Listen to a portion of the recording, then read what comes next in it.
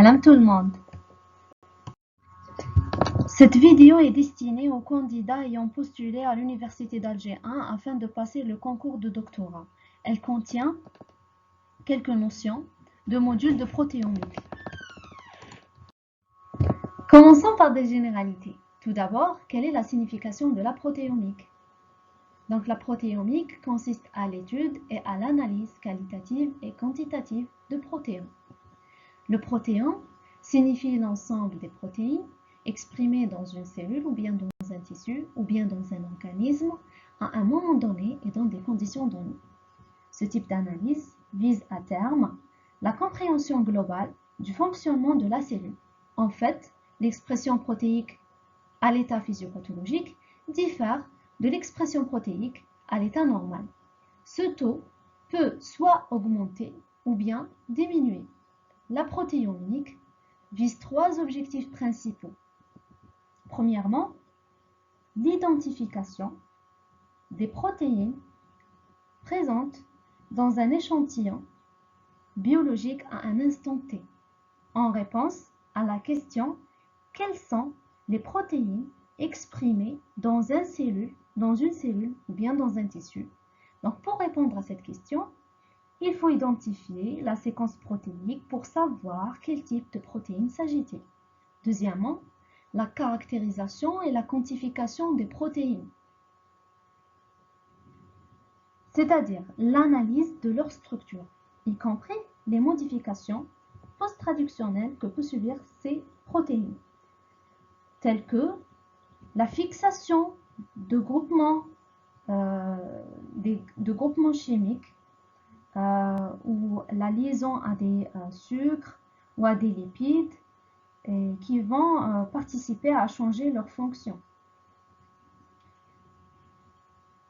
Troisième objectif est la compréhension des mécanismes et des interactions moléculaires impliquées dans les grandes fonctions cellulaires et la physiologie des organismes vivants. En réponse à la question, quelles sont les interactions physiques ou fonctionnelles survenant entre ces protéines? C'est-à-dire, qu'est-ce qu'elles font ces protéines pour assurer leur fonction? L'étude protéomique est utile à des fins de diagnostic, donc permettant de découvrir de potentiels biomarqueurs protéiques utiles au dépistage de maladies, à des fins de pronostic et pour suivre et détecter des cibles thérapeutiques, donc suivre l'évolution et aussi l'évaluation de l'efficacité d'un traitement. Et enfin, elle permet la compréhension des processus pathogéniques. Le protéome est une entité dynamique et complexe. En fait, le dynamisme protéique par rapport au génome qui est stable est dû aux modifications que peuvent subir les protéines selon les circonstances intra- et extracellulaires. Donc, des modifications structurales induisent des changements des fonctions de ces protéines. De plus, la complexité protéique par rapport au génome est due au phénomène d'épissage alternatif, qui fait qu'un même gène peut donner plusieurs protéines suite à une réorganisation d'exons, qui constituent les parties codantes des gènes. Donc, d'où on dit que le protéome contient beaucoup plus de protéines que le génome ne contient de gènes. Les principales étapes de l'analyse protéomique sont l'extraction des protéines, qui permet la préparation des échantillons par différentes techniques, telles que l'extraction mécanique ou bien chimique, etc. Ensuite, la séparation des protéines par des méthodes électrophorétiques qui permettent la caractérisation des protéines. Les caractéristiques des protéines sont le poids moléculaire et la taille, et aussi par des méthodes chromatographiques qui permettent de purifier et d'isoler les protéines d'intérêt à partir d'un mélange protéique. Ensuite, l'identification des protéines par l'identification des séquences protéiniques par spectrométrie de masse. Et enfin, la quantification des protéines par la technique ICAT. Extraction des protéines et préparation des échantillons. La protéomique exige l'utilisation d'échantillons biologiques de qualité. Ces échantillons peuvent être soit des cellules isolées telles que les bactéries, les levures, les cellules végétales ou les cellules animales, ou bien soit un tissu entier ou des liquides physiologiques tels que le plasma, le sérum, le sang et les urines, etc. Donc, il existe plusieurs types d'extraction, telles que l'extraction mécanique, qui se fait soit par broyage, en utilisant du sable ou bien des billes de verre, ou par un homogénéisateur à piston. Il est réalisé aussi par la sonication, par utilisation d'un sonicateur qui détruit les cellules par les ultrasons ou les vibrations ultrasoniques. Le deuxième type d'extraction est l'extraction physique, telle que la lyse hypotonique, en mettant les cellules dans une solution hypotonique. Donc c'est une solution dont la concentration molaire en soluté est inférieure à la concentration molaire intracellulaire. Cette différence de concentration induit l'établissement d'une pression osmotique qui provoque le gonflement puis l'éclatement de la cellule. Elle est valable pour les cellules fragiles qu'à des cellules animales. Le troisième type d'extraction implique soit la lyse enzymatique. Donc il y a des cellules qui possèdent des parois telles que les cellules bactériennes, les cellules végétales, et nécessitent l'utilisation des enzymes comme les lysosymes pour dégrader leurs parois. Deuxième type d'extraction, c'est l'extraction en utilisant des tampons d'extraction. Donc on va mettre les cellules dans un tampon approprié, à pH bien déterminé, selon la nature des protéines étudiées, soit des protéines cytosoliques, ou bien des protéines membranaires, ou bien des protéines nucléaires. Donc ce tampon est constitué d'agents réducteurs, comme l'acide ascorbique, le bêta-mercaptoéthanol, le dithioréitol, DTT. Pourquoi on utilise un agent réducteur? Puisque la cellule, à l'intérieur de la cellule, l'environnement est réducteur. Et l'atmosphère dans laquelle nous vivons est oxydante. Elle contient de l'oxygène. Pour cela, la protéine doit être protégée d'une oxydation excessive par l'ajout d'agents réducteurs au tampon. Mais il ne faut pas utiliser en excès cet agent réducteur pour ne pas détruire les ponts des sulfures. Le tampon contient aussi des détergents.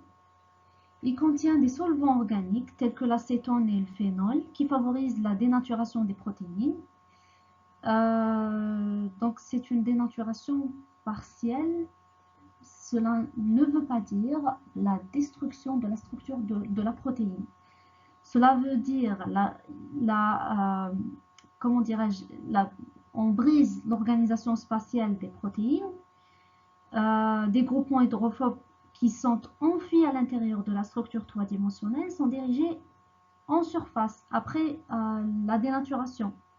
Ils vont être dirigés à l'extérieur de la protéine, de la macromolécule, et vont pouvoir interagir avec ceux des autres protéines, induisant la précipitation totale des protéines qui va permettre leur extraction.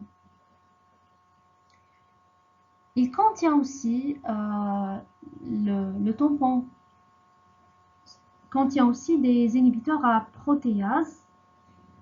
Pourquoi on ajoute des inhibiteurs à protéase? Pour protéger les protéines et éviter leur dégradation par les protéases.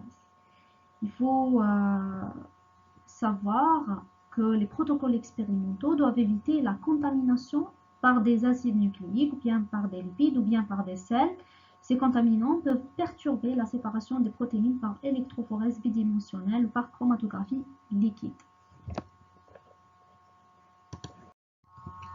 Deuxièmement, la séparation des protéines qui se fait par des techniques électrophorétiques et par des techniques chromatographiques. Sauf que les techniques électrophorétiques permettent la caractérisation des protéines, alors que les techniques chromatographiques permettent l'isolement et la purification des protéines d'intérêt à partir d'un mélange protéique.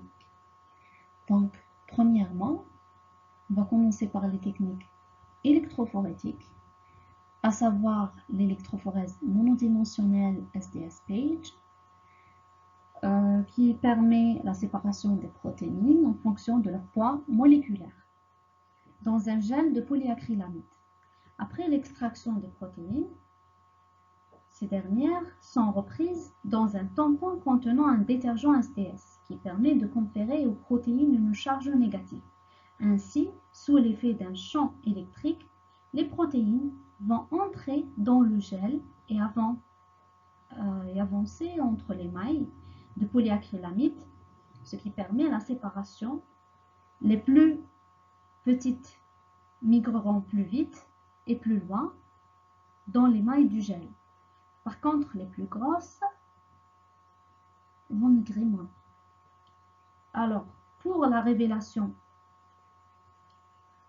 on utilise des agents colorés tels que le bleu de chromatie. La deuxième technique est l'électrophorèse bidimensionnelle.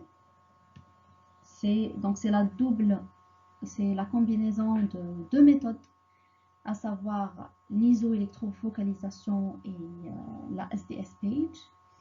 Cette technique permet la double séparation selon deux caractéristiques physico-chimiques intrinsèques de chaque protéine, à savoir son poids moléculaire et son point isoélectrique ou sa charge. La première dimension est l'électro- ou iso-électrofocalisation notée IEF. Elle permet la séparation des protéines suivant leur point isoélectrique. Donc les protéines sont déposées au centre de la plaque à iso-électrofocalisation et ensuite celles qui sont chargées positivement vont migrer à travers le gradient de pH vers la cathode qui est chargée négativement. Et par contre, les protéines chargées positivement vont migrer vers l'anode qui est chargée positivement. Deuxième dimension est la SDS-PAGE. Donc, elle suit le même principe de l'électrophorèse monodimensionnelle. On a une séparation selon le poids moléculaire, puisque les protéines possèdent une charge unifiée, qui est la charge négative. Après utilisation d'un agent anionique qui se fixe sur les protéines, masquant la charge propre des protéines, en formant un complexe anionique ayant une charge nette négative qui est le SDS.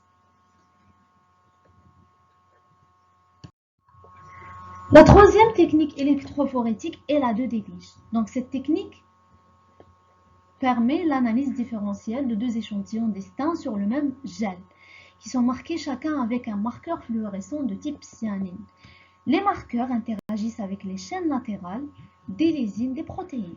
Cette technique a le même principe de l'électrophorèse bidimensionnelle, c'est-à-dire qu'elle permet la séparation des protéines selon leur poids moléculaire et leur point isoélectrique. Chacun des marqueurs, à savoir la cyanine 2, la cyanine 3 et la cyanine 5, absorbe à une longueur d'onde spécifique. Donc, les étapes de cette technique sont, premièrement, les deux échantillons protéiques sont marqués respectivement au cyanine 3.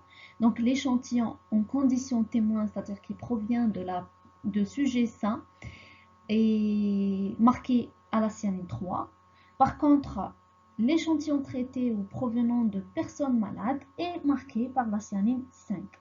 Alors qu'un mélange équimolaire des deux échantillons, c'est-à-dire de l'échantillon en condition témoin et de l'échantillon traité, sont marqués à la cyanine 2 et utilisée comme standard interne. Les 3 fractions sont ensuite mélangées, déposées sur un même gel 2-dimensionnel dans lequel les protéines seront séparées en fonction du point isoélectrique et de leur masse moléculaire. Ensuite, la révélation se fera par excitation aux longueurs d'onde correspondant aux différents fluorophores. Puis, la superposition des images obtenues se fait en utilisant un logiciel d'analyse d'images tel que SameSpot et ImageMaster. Cette technique a pour but de mettre en évidence la différence d'abondance d'une même protéine présente au sein de 2 échantillons distincts ou différents. Comment? C'est par l'intensité de la fluorescence comparée au sein du même spot des 2 signaux différents. Comme on l'avait déjà dit, la séparation des protéines se fait aussi par des techniques chromatographiques. Donc, on peut classer les méthodes chromatographiques de 3 manières. Selon la nature de la phase mobile, et qui peut être soit liquide ou gazeuse, mais en protéomique, on utilise une phase mobile liquide, puisque si on utilise une phase mobile gazeuse, on risque de détruire nos protéines. On peut les classer aussi selon la nature des phénomènes mis sur jeu dans la séparation, tels que l'exclusion moléculaire, l'échangeuse d'ions ou l'affinité. Et on peut les classer aussi selon la technologie mise en jeu, qui peut être traditionnelle, telle que la colonne et le papier, ou performée, telle que l'HPLC et la RP-HPLC. Il existe différents types de chromatographie liquide pour la séparation des protéines. Donc, premièrement, la chromatographie par échange d'ions. Dans la chromatographie d'échange d'ions, le paramètre qui va permettre la séparation des différents constituants est la charge nette de la protéine. Pour cela, on utilise des résines chargées positivement en chromatographie échangeuse d'anions et négativement en chromatographie échangeuse de cations. La différence entre les deux, donc les résines les plus utilisées sont la cépharose, céphacryl, la cellulose substituée. La différence entre les 2 types de résines, c'est-à-dire chargées négativement ou positivement, c'est les groupements qui sont fixés sur cette résine. C'est des groupements chargés négativement dans le cas de la résine qui est chargée négativement, tels que le sulfonique, le carboxylique, le phosphate et le sulfoéthylène. Dans le cas de résine chargée positivement, les groupements utilisés, c'est le diéthylaminoéthyle, ou appelé DEAE, et aussi l'aminoéthyle, ou bien le méthylamine. Si on prend l'exemple de la chromatographie échangeuse d'anions, la résine étant chargée positivement, seules les molécules chargées négativement vont se fixer sur celle-ci. Les molécules neutres ou chargées positivement ne vont pas s'accrocher et vont donc être éluées immédiatement. Et ça correspond au premier pic qui apparaît sur le chromatogramme. L'élution des molécules fixées peut être réalisée de différentes manières, soit par un tampon d'élution contenant, dans ce cas-là, des anions qui vont entrer en compétition avec les molécules fixées pour les charges positives portées par la résine, soit par un tampon de concentration saline élevée, soit en modifiant le pH de la solution d'élution. Le deuxième type de chromatographie liquide est la chromatographie d'exclusion moléculaire. Donc, cette technique permet la séparation des protéines selon leur taille, en utilisant une phase stationnaire constituée de poreuse. La phase mobile est un éluent. Alors les protéines de petite taille sont retenues par les billes et sont éluées en dernier lieu. Par contre, les protéines de taille moléculaire élevée sont éluées en premier lieu et correspondent dans le chromatogramme au premier pic qui apparaît. Cette technique est appliquée pour la séparation des protéines, mais aussi pour la détermination du poids moléculaire des protéines inconnues en utilisant des protéines standards de poids moléculaire connus. Elle est utilisée aussi pour le dessalage des protéines. Troisièmement, la chromatographie d'affinité. Donc cette technique permet l'isolement des protéines avec une forte pureté en utilisant un ligand très spécifique à la protéine d'intérêt et une colonne appropriée contenant le gel d'agarose ayant une bonne porosité. Avant la réalisation de cette technique, il faut préparer le gel d'affinité spécifique à la protéine d'intérêt. Donc premièrement, il faut activer le gel par un agent activateur qui est le bromure de cyanogène afin de créer des sites libres de liaison au niveau du gel pour qu'il puisse former un lien covalent avec le ligand. Deuxièmement, on met le gel activé en présence ou en contact avec le ligand. Troisièmement, on met le mélange protéique en contact avec le gel d'affinité par incubation de l'homogène dans la colonne d'affinité pour permettre l'interaction entre l'enzyme et son ligand spécifique, par exemple l'inhibiteur. Troisième étape étant le lavage de la colonne qui a pour but d'éliminer les protéines non spécifiques. Quatrièmement, l'élution de la protéine spécifique en changeant les conditions d'élution telles que le pH, l'augmentation de la salinité et l'ajout de molécules ayant une forte affinité pour la protéine d'intérêt.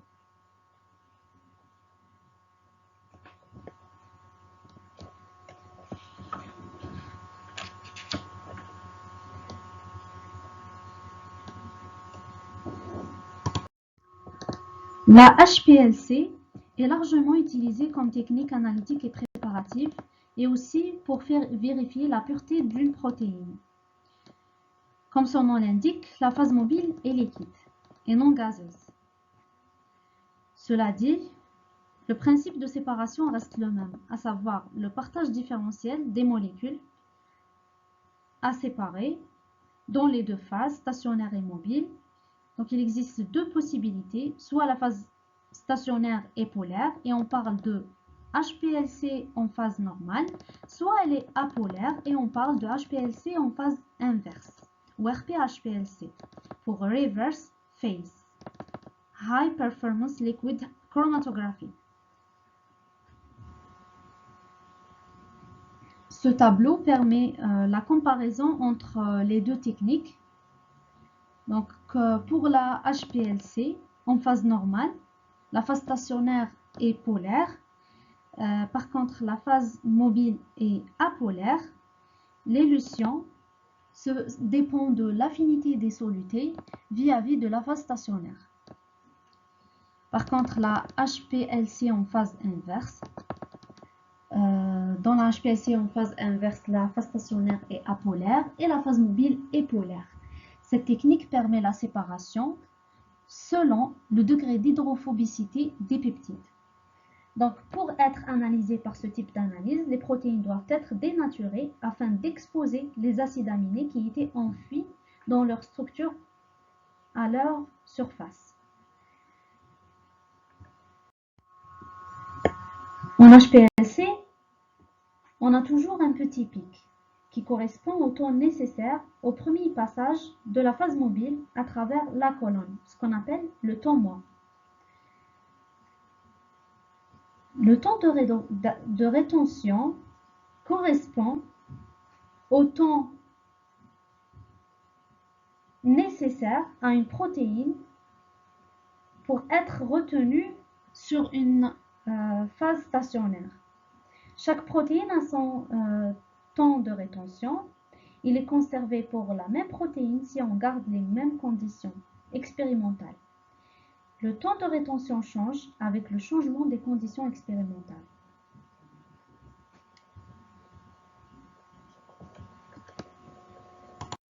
Si vous avez aimé nos vidéos, n'oubliez pas de la liker, de la partager avec vos proches et de vous abonner sur ma chaîne YouTube pour que vous puissiez recevoir les nouvelles vidéos. Si vous avez des questions ou des suggestions de vidéos, vous me laissez des commentaires. Merci et à bientôt.